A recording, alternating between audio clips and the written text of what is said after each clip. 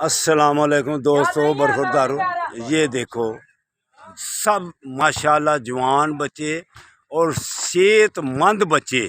ये देखें सारे फुटबॉल सुबह के ये खेल रहे थे, तो ताज़े ताज़े से ऊपर हैं ये। अल्हम्दुलिल्लाह कुछ तो मेरी उम्र के भी आने वाले हैं अल्हम्दुलिल्लाह। तो ये बेटे जो हैं ये देखें माशाल्लाह सारे फिट हैं, जवान भी हैं, ताकतवर भी हैं। तो बेटो बरखुरदारो जो पार्क से दूर हैं वो पार्क में आ जाएं, फुटबॉल खेलें, ये प्लेट खेलें, जॉगिंग करें, वॉक करें, वर्जिश करें।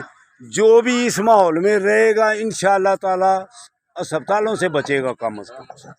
तो जैसे ये बच्चे आते हैं, तो दूसरे आज आपके वो जो वो किधर हैं, लाहौर गए हुए हैं। इनके जो माशाल्लाह कोच हैं, जो इनके सरबराह कराते हैं गेम, वो भी माशाल्लाह बहुत फिट हैं।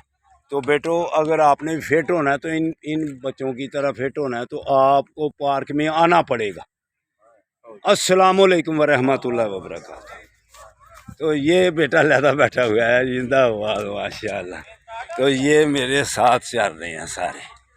ये देखें सुबह जो वाक डॉक्टर साहब अफसर वो सब जो है वो चले गए हैं वाक करके।